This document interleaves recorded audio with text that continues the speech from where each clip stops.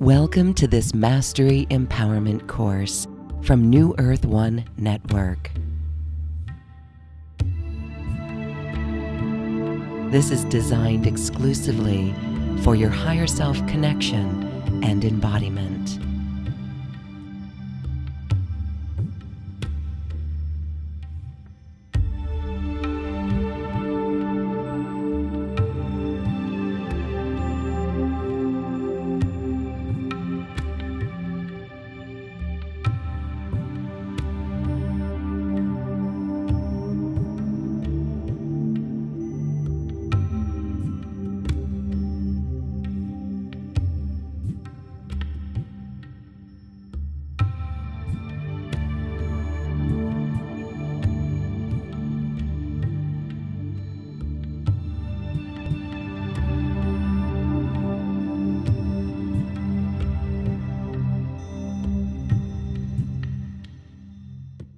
Hello, everyone. Spiritual teacher and intuitive healer Matthew John here for the New Earth One Network, presenting to you my Mastery Empowerment course, Developing Your Intuition as an Empath and a Lightworker.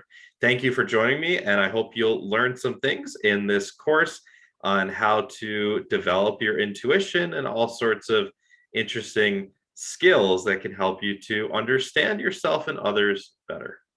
So a little bit about myself and my journey as an intuitive. I really started off with the tarot. It was about a decade ago already when I first started getting into the tarot, and I took some classes on it locally, and I really just got super into it. I went traveling and was just having fun with it, practicing doing readings for people, and it just became a big part of my life, both for myself and for the work that I do.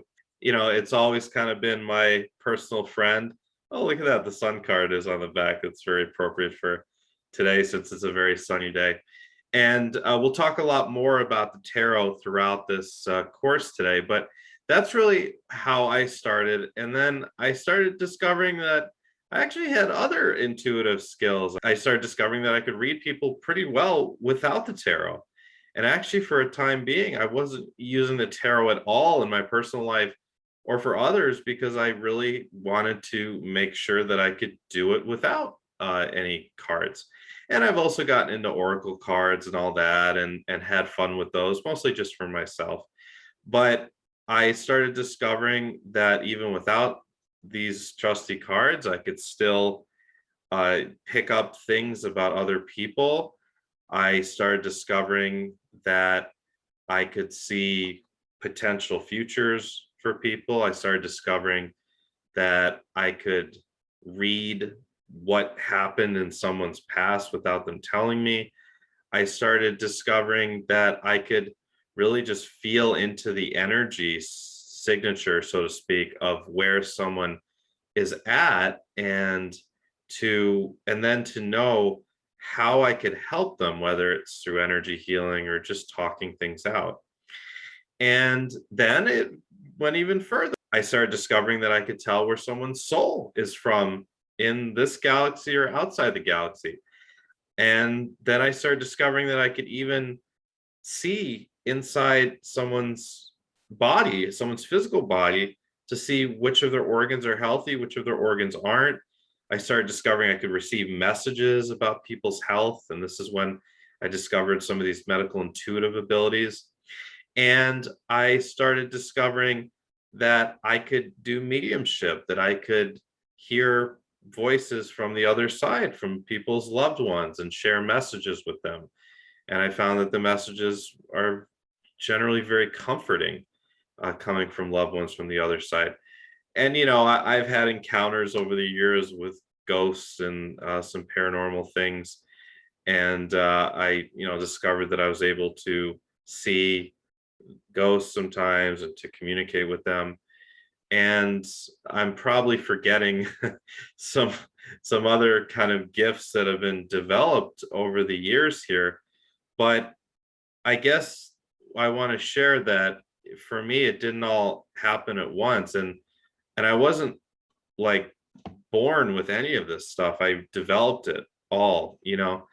I do want to talk about gifts versus skill when it comes to developing intuitive skills. Okay.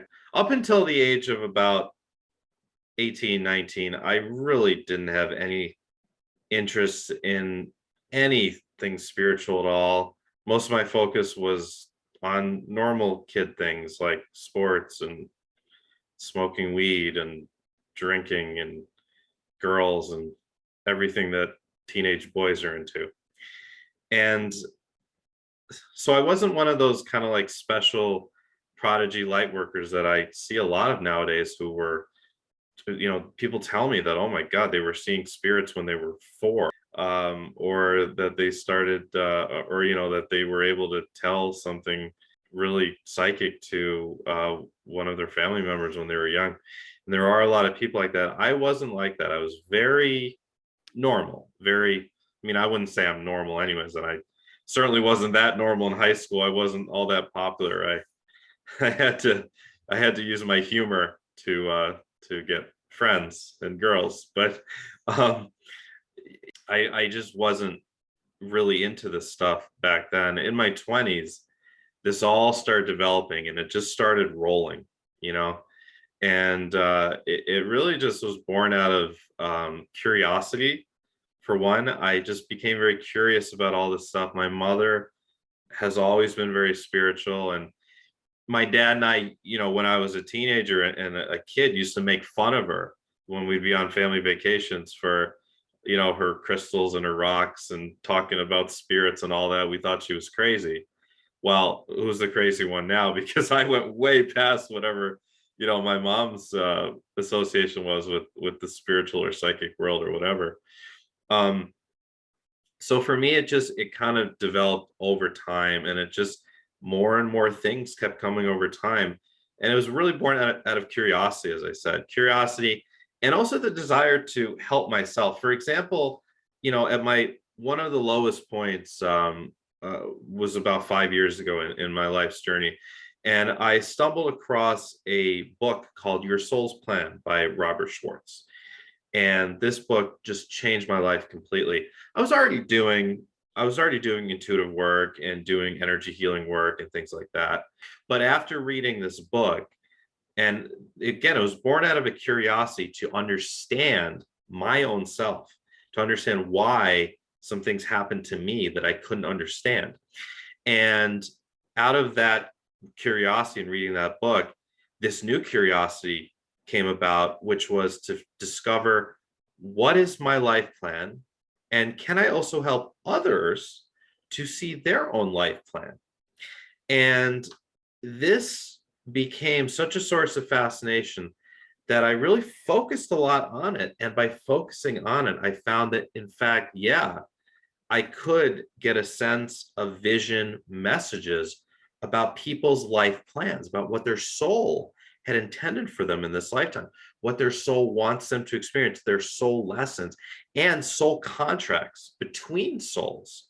I found that there's specific soul contracts between souls, and and again, that was born out of a curiosity. I wanted to know why my mother and I have had such a difficult relationship, and yet no, there's no one closer in my life than my mother, but at times a very difficult relationship. And I really wanted to know why, you know, what was the plan for us? And I received messages, and I started to piece things together. So for me, it just, everything was born out of curiosity. And the reason that I share my story like this is, whatever you're curious in, whatever skills you see that people have out there that are like, whoa, I wish I could do that, or whoa, I want to know how to do that. I want to know if I can do that. That curiosity is the first step. And when you start with that curiosity, the end point is very likely going to be, in fact, yes, you can do that skill. Whatever intuitive, psychic, mediumship, energy healing, whatever it is, you can do it if you put in the work to practice. So, and this is where it's where I want to talk about gifts versus skill. So I do believe, just from my own experience and from working with hundreds and hundreds and hundreds of people over the years, people in my practice, and also just people that I've met, I really believe that yes, gifts are a real thing. Meaning, just like, I mean, when I was a kid, I played little league baseball. Okay, I was a decent hitter. I played first base a lot. I played third base. I played second when they'd let me. I played outfield when my fielding skills were not so great recently, and they just wanted to make sure I wasn't going to make any errors. It's not always the greatest fielder, but I was a pretty good hitter. I couldn't pitch for crap though. Could not throw a baseball. I never, when I was a kid, I could never throw a baseball more than 62, 64 miles an hour. When I'd go to the minor league baseball game, they had that pitch machine, 64 if I'm lucky. Maybe when I was in high school, maybe 68. I mean, not very good. There were kids, my age that were playing at higher levels who could already throw a fastball 85 miles an hour, at 14 years old. And this is what I mean by gifts. If you look at any major league pitcher, they're very gifted. They have a gifted arm. Okay. Anyone that can throw a baseball 92, 95, 96, 98 miles an hour. Aroldis Chapman, 104, 106 miles an hour. Anyone that can do that is gifted. It's a genetic gift. Their arm is gifted.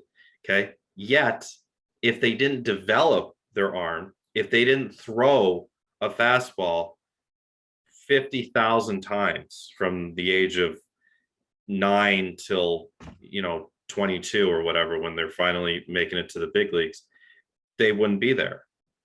And it's the same with any of the intuitive or healing gifts. You might be kind of inherently gifted with something, and that gift can resonate with where you come from in the stars. Okay, it could be a gift from Sirius or the Pleiades or an Andromedan planet. It could be a gift from your Lemurian or Atlantean selves. And actually, Loren Gailey, who she's in charge of this New Earth One network, her and I did an amazing show on recalling your healing gifts from Lemurian Atlantis. And I would love for you to check it out. The link is in the description box below. Make sure you check out that podcast if you haven't already. Really great show. But their gifts are a real thing. You do, just as I said, just like some people are genetically gifted to throw a baseball, some people have the gift of being a bit intuitive or being a bit psychic. But you have to develop those gifts. You absolutely have to develop them. And as you develop them, you will find that you can develop other gifts that are similar. For a baseball pitcher, okay, again, the genetic gift is being able to throw a baseball very hard, but you can't pitch in the major leagues or at any level of baseball with just a fastball. You have to have a curveball. You have to have a changeup. You have to have a slider. You have to have any other pitches. And for those of you who aren't baseball fans, sorry for boring you, but it's the best example that I can give. And I just happen to be a very sporty person anyways. So just like a pitcher has to develop other pitches, you will develop other skills as well that weren't the initial gift. Just like I said, maybe my gift is to just kind of be generally a bit intuitive, right? I just pick up on things. I can talk to someone and feel where they're at. I'm an empath. I feel their energy. I can feel people's energy very strongly. I can really tap into that. And maybe that's the gift. But the specifics, looking at someone's life plan, looking at soul contracts, downloading someone's soul lessons, seeing who someone's spirit guides are, right? Channeling through guidance from their guides or messages from their ancestors that have passed over, where their soul is from.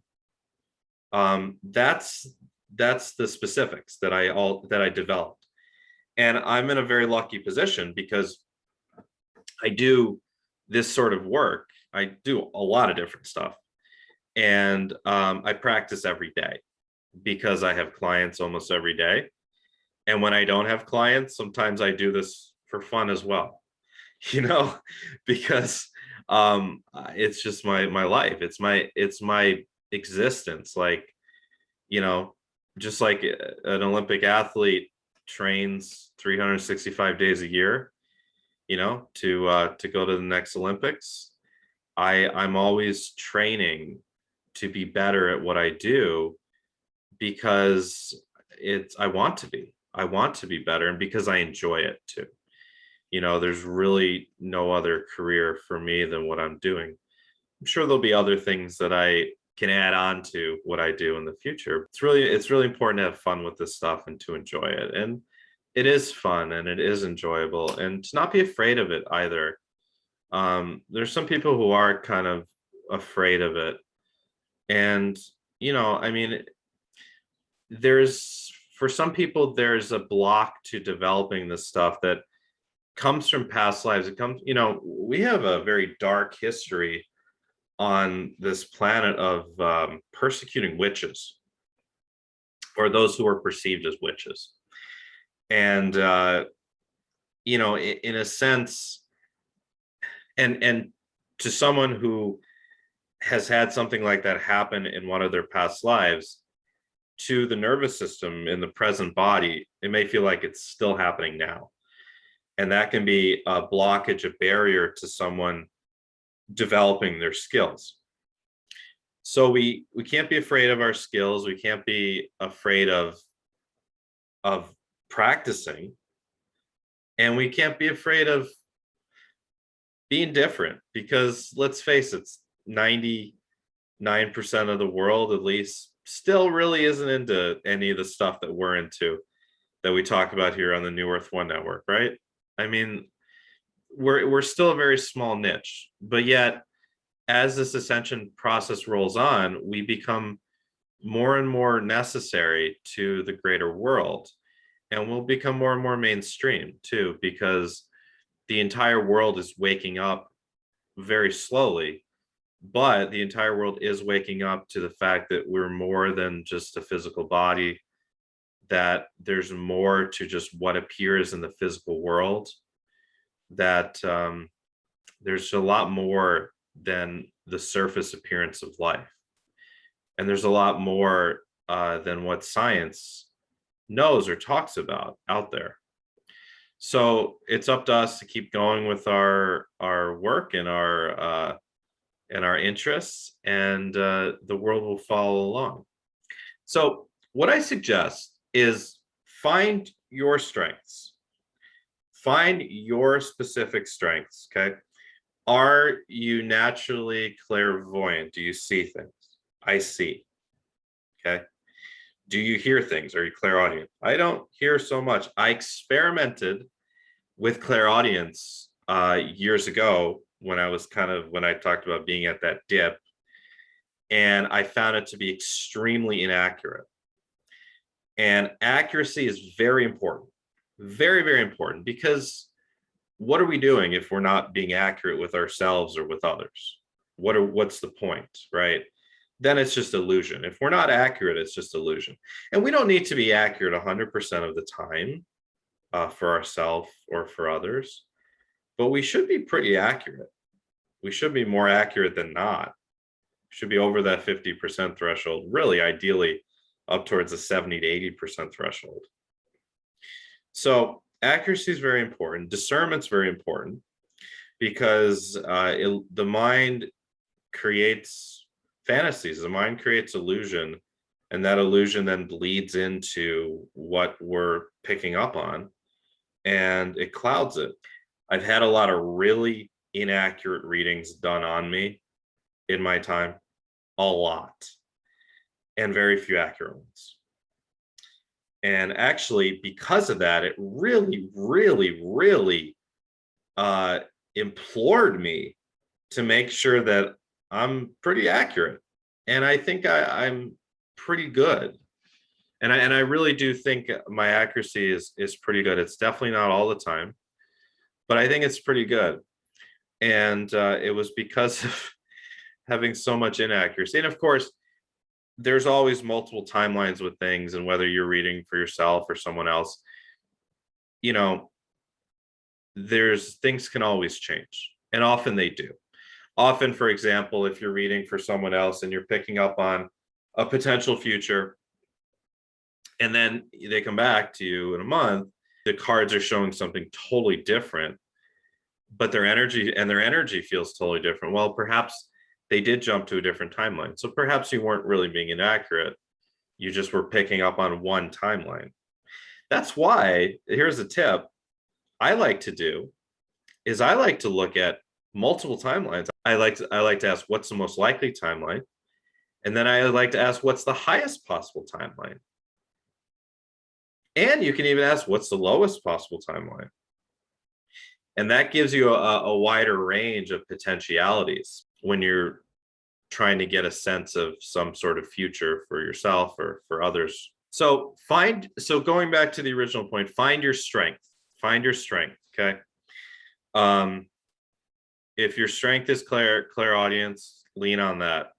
If your strength is clairvoyance, lean on that. If your strength is just clairsentience, just feeling, lean on that. Lean on whatever your strength is.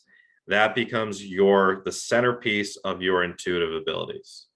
Then from there, you want to develop, when you have the time and the courage, develop some of the other more undeveloped, just like the baseball analogy. Most pitches in baseball are fastballs, right? And then the secondary pitches, the curveballs, the sliders, the changeups, they come at a lower percentage.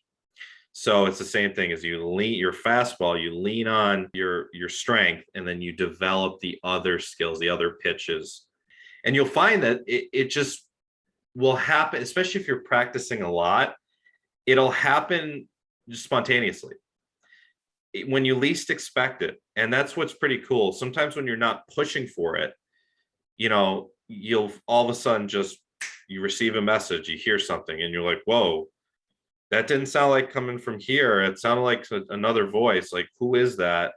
What did they say? Let me share it, or let me write it down. If it's just for me, let me write it down and then see if later on it comes out to be true. Okay. Also, figure out how your body speaks to you. All right. So when I feel something in my life is true, I get a certain sensation in my body. I kind of get these tingles all over. It feels really good. I get a sense of lightness, of excitement. And most people get something like that. But I've heard from people really specific things, like tingling on the top of their head, or some sort of like ping in their lower back. It sometimes is even easier to tell like the no or the negatives in your body. You might get a feeling of kind of sickness in your stomach, right? Or tightness in your chest. That's really easy for me to tell, like, does my chest feel open, or does it feel tight and restricted, right? This is a great way to just get in touch with your soul. And really, your soul's wisdom goes hand in hand with intuition, because your soul is timeless, and your soul can see your entire life plan from a timeless perspective. So your soul knows what's good for you and what isn't. And if you get in touch with that soul aspect, to me, that's even better than getting in touch with guides. Okay, because guides are still external. Guides are external. They're looking at things also from a higher perspective, from a timeless place, and they can see. And they're great too. But some people have trouble connecting directly with their guides. For me, I can directly connect with one guide in particular, and also there's at least one deceased ancestor that sometime I don't really ask for guidance, but I'll talk to him, right? A deceased friend of mine too. I'll talk to him. But this one guide, I can ask a question, and generally I'll get something clairaudient, and usually it's pretty spot on. I just have to be careful that it's not my mind kicking in. And that's for time being, as I said, when I was at that dip in my life, I was listening way too much to the voices, and it was really the left brain that was hijacking the clairaudience, and it wasn't accurate what I was hearing. So, but a lot of times I do struggle, especially if it's something I'm anxious about. I usually won't get good guidance because the anxiety really activates the left brain. And when the left brain is really activated, it's going to cloud the right brain intuition or receiving. So really the most accurate stuff usually for yourself is coming when you're relaxed or when you're least expecting it. Like the old adage of, getting great ideas in the shower. Well, that's a real phenomenon because you're not thinking about it. When you're not thinking about it, you're not pushing for it, and you're open, you're allowing it, and that can come in and it can be accurate. Whereas if you're pushing for something, if you're like, oh my God, I got to make a decision on this today, oh my God, dear guides, please tell me, please, please, please, please, please.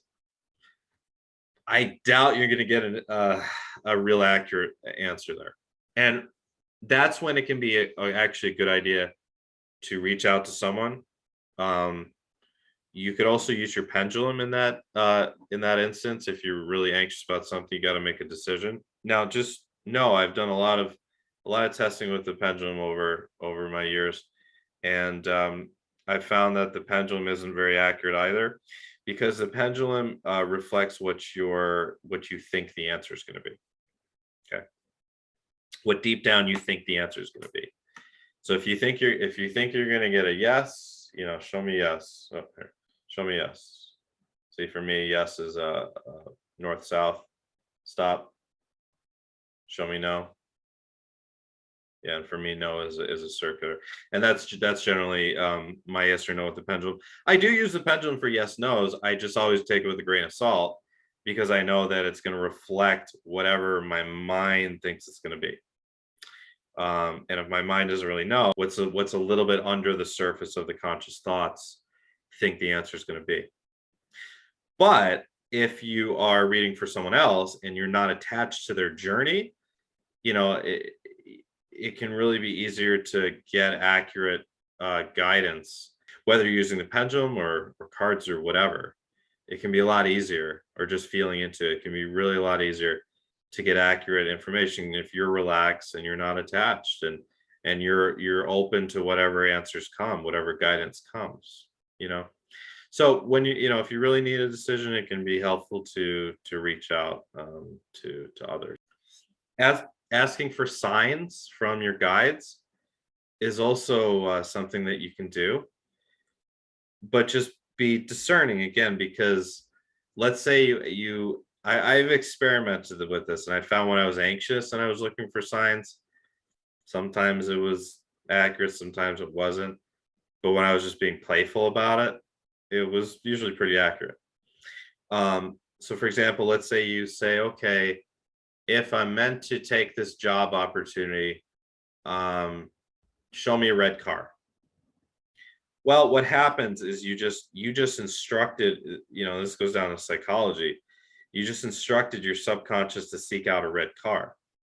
So what are you probably going to see? A red car. It's the old adage of don't think about a white elephant. What are you thinking about in that moment? Exactly, right? So it's hard to say whether that is your something from your guides or that's your subconscious seeking something out. So you got to be careful with that and corroborate that with other feelings. Really, the best thing is to feel it in your body. Feel it in your body. Put your hand over your heart and get in touch with your soul. Say, okay, would it be my highest good to take this job? And do you get a feeling of expansiveness and space, relaxation, excitement, or do you get a feeling of tightness? If you do get a feeling of tightness, then ask the other question: is this tightness fear, or is this telling me no? What does your intuition say? And then the intuition will speak subtly. The intuition whispers in those moments. The mind is loud, blah, blah, blah, blah, blah, blah, do this, yeah, do this, blah, blah, blah. Intuition is, it's the best way I can describe it. Okay. So feeling, what's the whisper? Sometimes the whisper is, this is just fear. Take a leap. Do it. Sometimes the whisper is no. Is it whispering no? Or is it whispering, proceed with caution? Is it like a yellow light? Or is the whisper, yes, go for it? Green light. It's another good way to look at it. When you feel into something, oh, should I take this job offer? Is it red light, green light, or yellow light? It's a whisper. You can, if you're more clairvoyant or you want to experiment with this, close your eyes, visualize a stoplight, ask a question. Is it red light, green light, or yellow light? What do you see? It's another good way to do it. Another thing you can do is to project potential outcomes in your mind. Okay. Project potential outcomes in your mind, and then feel your body, feel your heart, but also feel your whole body in, as a whole. Okay, I'm taking this job. I see my first day. I'm sitting at my desk. I'm here. I'm working on the Penske file. Sorry, that's a Seinfeld joke. Comment below if you got the Penske file reference. But you're at the new job, and how does it feel? Does it feel fun? Does it feel exciting? Does it feel light? Or does it feel tense? Does it feel sad? Does it feel dark? Because that would be a no. Or does it just feel anxious, but it feels kind of exciting? Because that would probably be like a yellow light, like a yes, but you got to kind of overcome some fear here. Or you got to just keep at it, Just so a really good way is to develop your intuition in general. Keep an intuition journal for yourself. And if you want to, you can also, if you're on the phone with a friend and you're like, all right, let me practice here. I'm picking up this. Okay, you're going to meet someone soon, and he's going to be an Aries. I don't know, some random prediction, right? Write it down in a journal and then see if it came true. And then write it down, and then write down what was it that was telling you this information. If it was just a feeling, where did the feeling come from? Did it come from your heart? Did it come from your stomach? Did you get a feel of like fire, and that showed you Aries, right?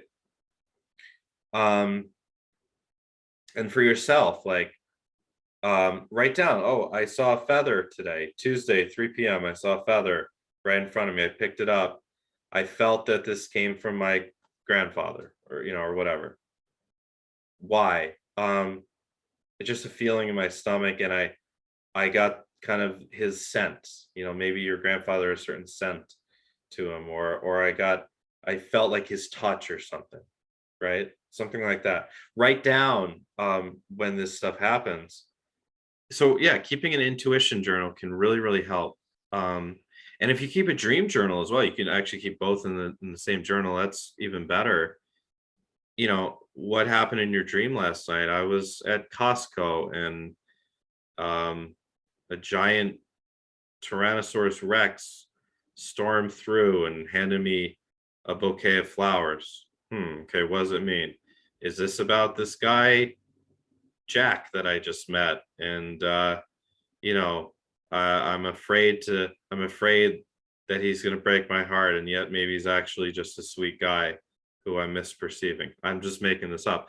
But write down, what is your interpretation of the dream? And then the point of the intuition or the dream journal is to look back 3 weeks later, 2 months later, and see, okay, that came true. How was I tapping into that? Did I get chills? Did I get this tingle on the top of my head? Did I hear a song? Was I at a cafe and a certain song played, and maybe I was thinking about moving, and I'm sitting in a diner and I hear the song, you can go your own way, and I got chills. right? And then all of a sudden, a month later, I moved to Nevada or whatever. Okay, again, I'm making this up, but write that down. Oh, wow, that song was speaking to me. Who was that? Maybe it was my guides, right? So that's the point, is you can look back and then you'll see things like, oh, I had the feeling that I was going to, get this job offer. And they didn't even offer it to me. So why did I miss that? Was it just my mind being hopeful? Did I get fooled? Did I misperceive a card that I drew or something?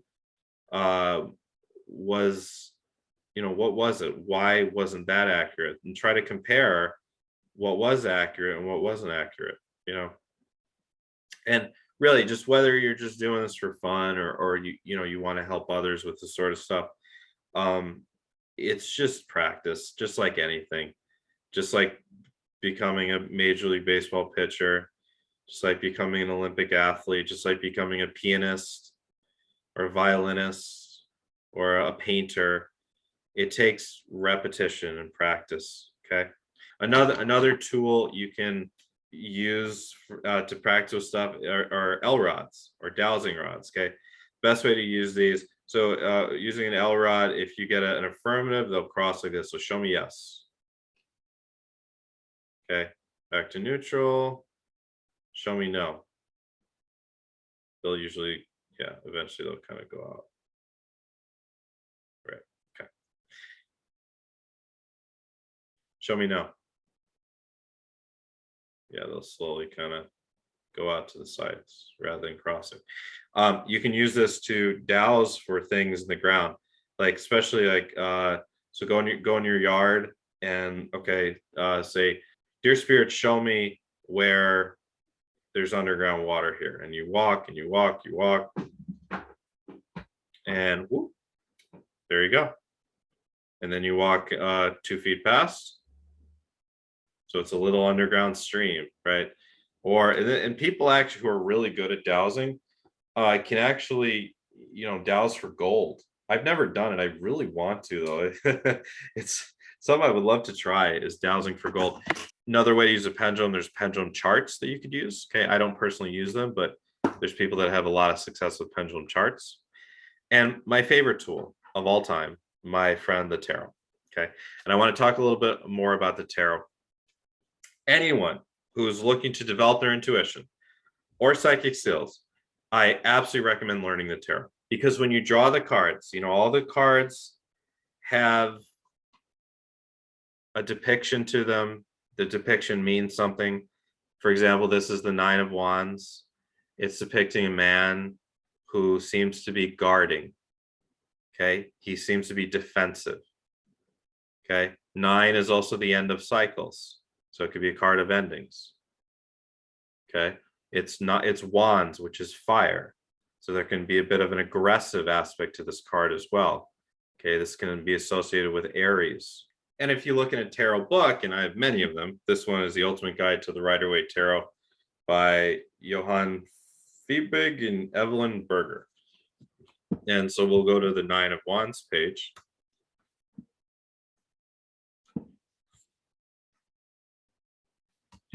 This book's cool. It breaks down the symbiology of the card.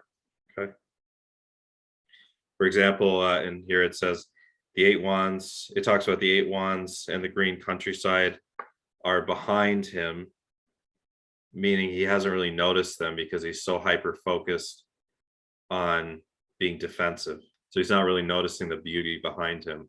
The headband could be representing that his intuition is not coming through, that he's in fear. The look in his eyes can be fearful. You look at his stance.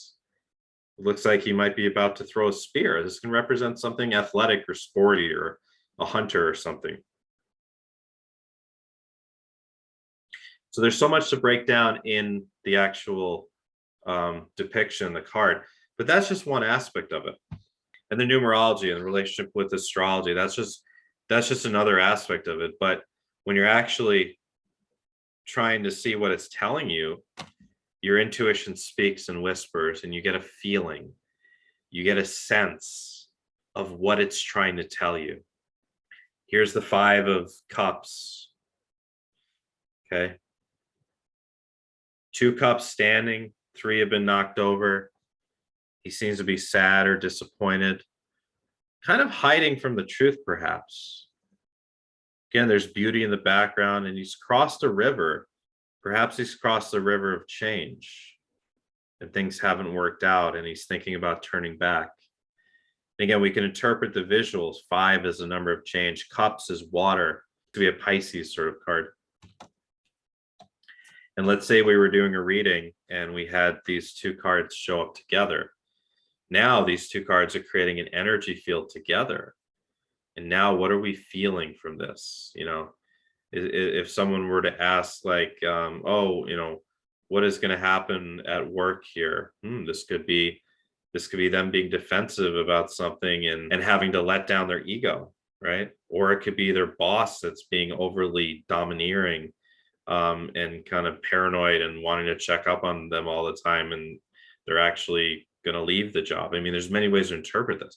So what is the feeling? What is the feeling that you get? Do you get the feeling these cards are tied together, or are they showing a progression of events? Okay. And there's just so much that can be done with the tarot. There's hundreds of different types of spreads that can be done, if not thousands. There's 78 cards in the deck, and I'm someone who reads and teaches reversals. So that means there's 156 cards in the deck, because, for example, the 5 of Cups is a card of disappointment. Reversed, it could mean the opposite. It could mean actually that something is going to work out surprisingly well, or something that looked like it was going to be a disappointment, the tides have turned and it's going to work out just fine, for example. There's so much that can be done with the tarot, and that's why I love it so much. And this is why I'm offering a comprehensive course on the tarot, okay? My comprehensive tarot reading course, and it's starting right around the corner. It's starting August 28th. It's going to be 10 Saturdays, starting August 28th, and we'll have a few weeks off, but we'll be finished up by mid-November. And we're going to go over each and every card of the tarot comprehensively. We're going to start with a little bit of a history of the tarot and just some basics about using the tarot, how to really make the deck your friend, how to really get in touch with the energy of the deck. Then we're going to go through every card, and starting with the major arcana, both here's a major arcana card, the Hermit card, both upright and reversed. And we're going to talk about the progression of the major arcana and the story that it tells, and a little bit of the history of it as well. And then we're going to go into the Wands, the Cups, the Pentacles, and the Swords. And then we're going to go over all sorts of different spreads that you can use. And then we're going to practice. We're going to practice reading for each other on the call. And it's really, really super cool. Also, just for fun, you get a 45-minute personal reading with me included if you sign up for the course. And you're going to get a certificate of completion showing however many hours that we ended up doing on the course. There'll be at least 20 hours of study that you can have to show that you've completed it and that you have some proficiency with the tarot. So the goal is that by the end of this 10-week course, you will be proficient in reading for yourself or for others if you desire. And I'm telling you, the tarot will be a lifelong friend. I absolutely consider this deck, the 78 cards, as my friend. We're going to be using the Rider-Waite because to me, this is like the OG of the tarot. The drawings are really just the easiest to pick apart and to understand. So I do ask people to please purchase a Rider-Waite deck. And then on your own time, there's hundreds of different types of tarot decks that you can use with all sorts of different twists to them, different drawings that can kind of change the meanings slightly. And you can play with those on your own time. Okay, so if you're interested in reading the tarot, let's say you've always been kind of fascinated by it. Again, if you're curious about it, that's the sign that your soul is pushing you to go into it and learn it. It's worked for me. anything in this whole spiritual world that I've been curious about and I ended up learning, I ended up being very happy that I learned it because it became a skill, a friend to me. So if you're interested in my comprehensive tarot reading course, again, it starts August 28th, 10 Zoom calls. They will each start at 5 p.m. Eastern time in the US, 2 p.m. Pacific time, and that's 10 p.m. in London. And if you're in Australia, it actually works out where you can join as well. It'll be about 7 a.m. in Sydney. And then when we, at some point in the US here, we go from daylight to standard, and then you guys go from standard to daylight. And so for a time, it'll be 8 a.m., then we'll go back to 7 a.m. But yeah, 7 a.m. on Sunday mornings in Australia. So wherever you are in the world, hopefully you can make it live. If you're in, Germany, or you're in Holland or something, it'll be about 11 p.m., which is not bad if you're a night person. So please join in, and you'll be sent the replay of each Zoom call after the call. So if you have to miss one, don't worry about it. You can just watch it on your own time. But if you're there live, we'll be doing practice readings, and also there'll be a Q&A at the end of every call where you can ask me anything about anything that I might know about, just for fun. We'll go a few minutes after the 2 hours allotted and do a Q&A. So if you're interested in joining, okay, right now there is an 11% early bird discount code, and this is expiring on August 15th. August 15th is the deadline to get in with the 11% discount code. Okay, the link is in the description box below, and the discount code is in the description box below. Okay, there's a 2 payment option on this course. So if you can't pay it up front, you can still join in. So I'm really looking forward. I know some of you are going to get in on this. It's going to be a small, intimate group. I'm capping the enrollment at 20. Okay. And we still do have a number of spots left. So if you get in soon, if you get in with the early bird, you'll absolutely get in, no problem. I'm capping enrollment at 20. I think we may hit that, we may not. So it's not going to be an overwhelming amount of people, but it'll be enough where we can have people practicing, especially on the last 2 calls, we're going to do practicing and refinement, and people will be able to show off what they've learned live on the call for others. So it'll be a lot of fun. I'm really, really looking forward to it. This is the most exciting thing I'm teaching all year. I love the tarot. So please join me. Again, the link is in the description box below. But if you're not interested in the tarot course and you'd like to do a soul plan reading with myself anyways, and you want to get in touch with guides and know more about your soul plan and your soul lessons and your soul contracts with others, then you can check out the special offer, which is also below. We're offering 16 of my pre-recorded courses. They're all fantastic. They're all between 90 minutes and 3 hours. There's so much to learn. I'm not going to go over all of them, but you can read the description of each in the description box below if you click on the special offer, plus a 45-minute soul plan reading with me. And as I mentioned before, if you do the tarot course, you do get that 45-minute soul plan reading included, but my tarot course enrollment does not include the 16 pre-recorded courses. So if you'd like both, you can purchase the package A in the special offer, which is the 16 pre-recorded courses for $155 US. Plus you can purchase the tarot course enrollment.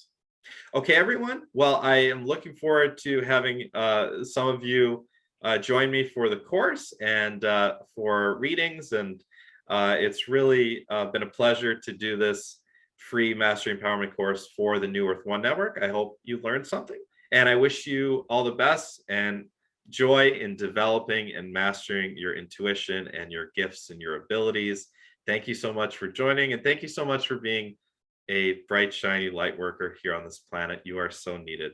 Namaste.